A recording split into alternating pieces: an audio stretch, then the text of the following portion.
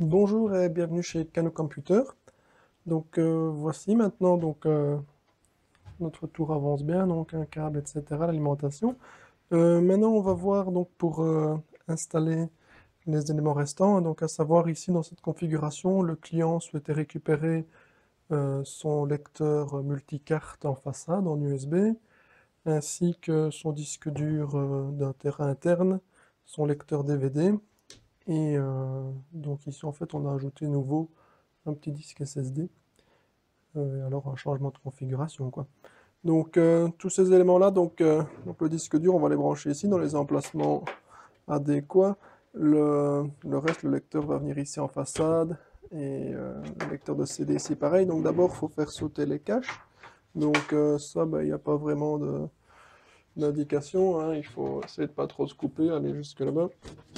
Et hop, il faut y aller franchement pour faire sauter le cache avant.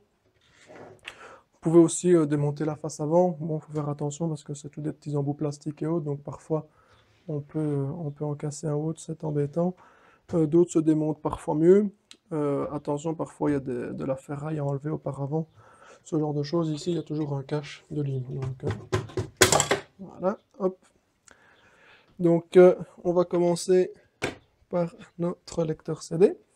Lecteur CD-ROM, DVD, graveur, tout en un, voilà, en SATA. Donc voici. L'alimentation SATA, le câble de données SATA, c'est tout ce qu'il y a. Il n'y a plus de notion pour ceux qui ont connu tout ce qui était IDE de maître-esclave, donc master-slave, où il y avait un système de cavalier avec des nappes IDE, donc ça n'existe plus. Donc pour le lecteur, simplement, vous avez l'avant de votre tour, vous le rentrez par là devant, voilà, hop, vous le glissez, vous jetez un œil un peu devant pour qu'il soit au mieux ajusté, hein, au niveau de la façade. Et alors, on va le fixer.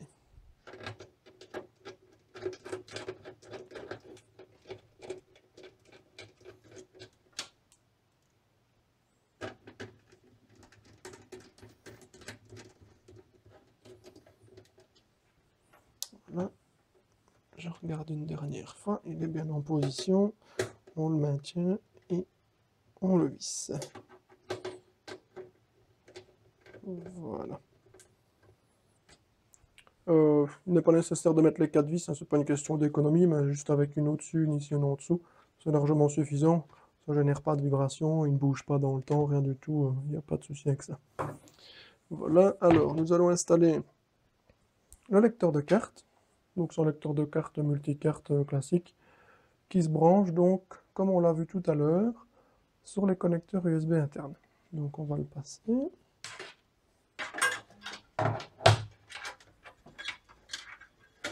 Voilà.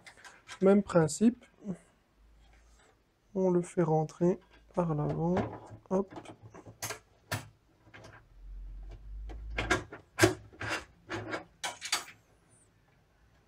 Voilà. Donc même chose, hein, vous l'ajustez au niveau de la face et on va le visser.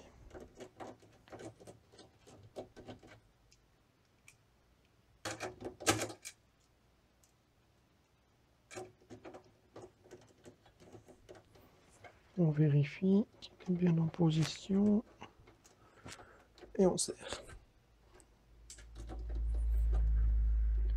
Voilà. Alors j'avais déjà fait mon câble management, tant pis, on remettra un colson par la suite. Ceci donc vient sur l'USB. Donc voilà, on ne voit peut-être pas, mais je vous l'ai montré tout à l'heure. Donc il y a un détrompeur sur le câble et on vient donc le fixer sur les pins de l'USB libre. Voilà. Donc ça, c'est une chose. Maintenant, on va placer notre disque dur. Mettre ça là, en attendant, faire de la place. Voilà. Donc le client voulait récupérer son disque dur de data, c'est un WD Green 1 Tera. Donc même chose, hein. Alimentation, connecteur. Donc là, on ne s'en occupe plus comme je vous disais. Donc on va l'insérer par ici.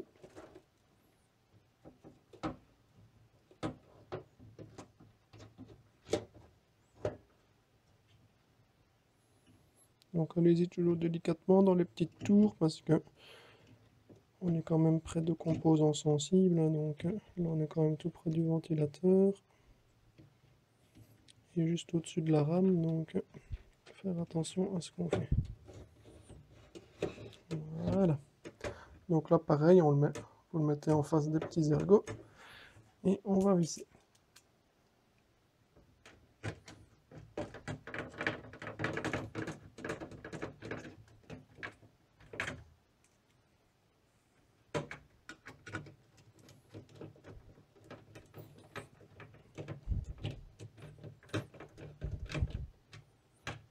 Voilà, on serre et voilà.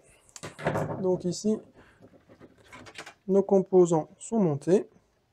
On va passer celui-ci par en dessous. Voilà.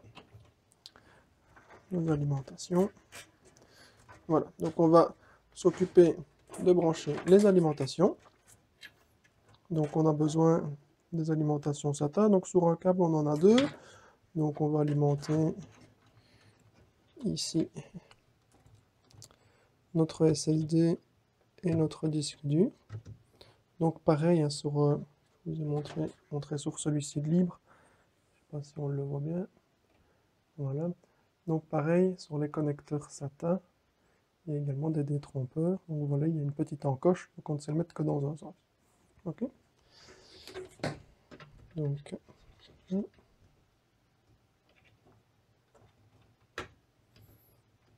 Donc quand les éléments sont rapprochés, comme par ici par exemple, tenez toujours le connecteur correctement sur l'autre équipement avant de commencer à pousser et à ajuster celui-ci parce que ça c'est déjà vu, les plastiques sont assez fragiles et là vous pouvez casser le cache ou le plastique en forçant, en essayant de plier le câble pour l'ajuster au mieux. Donc voilà. Donc là c'est notre gros câble d'alimentation, on essaiera de bien ajuster tout ça tout à l'heure. Il nous faut encore un câble SATA pour le CD-ROM au-dessus.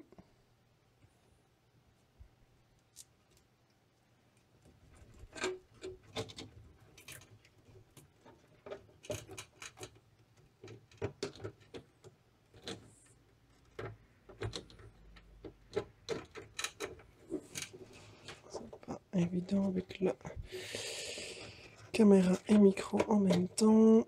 Alors, le voici. Voilà.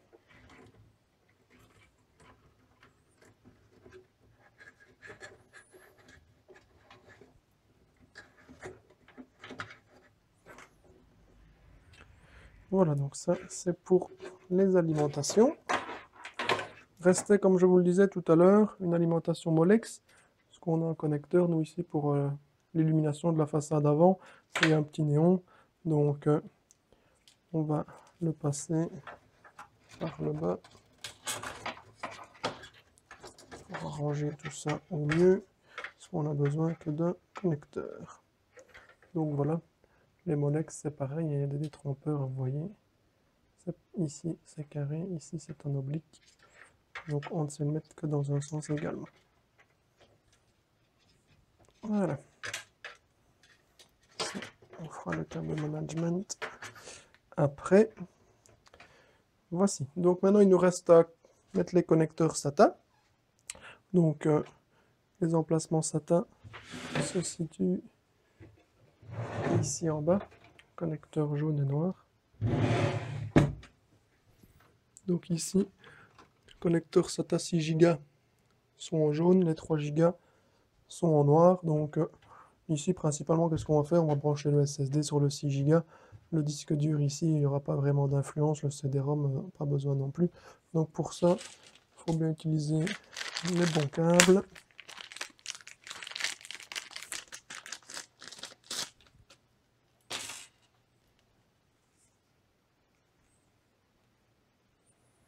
Donc voici, ça c'est un câble qui est fourni avec. C'est bien un câble donc SATA donc 6 Go nouvelle génération. Donc vous le branchez sur un des ports, donc c'est numéroté 1 et 2. Pareil, vous avez, je sais pas si on le voit bien, des détrompeurs. Donc on ne se branche que dans un. Donc voilà, on va se brancher donc sur le SATA 6 Go numéro 1 pour notre ami SSD ici. Voilà. Et alors pour le reste, on peut utiliser du 3 Go, ça ne pose pas de problème. De toute façon, le WD Green ne risque pas de saturer. Alors,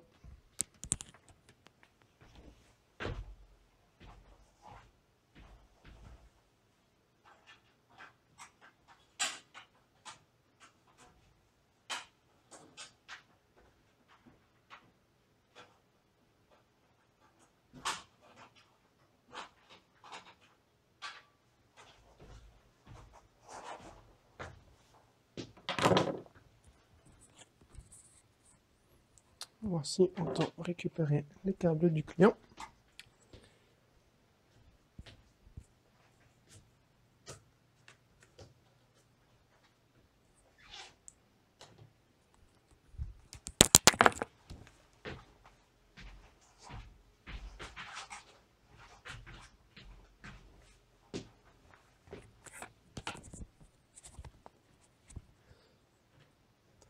Donc voici.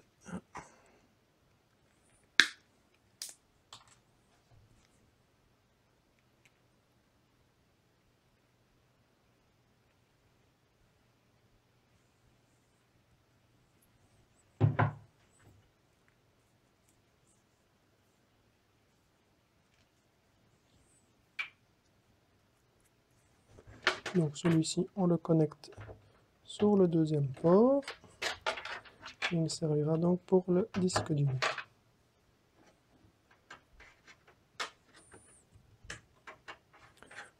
Voilà. Et alors le dernier,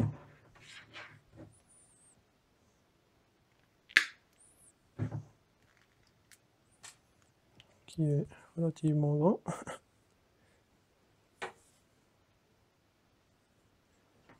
Lui, on va le brancher donc sur un port 3 Go, le numéro 1. Voilà. On traverse le tout et il vient donc se connecter au CD-ROM.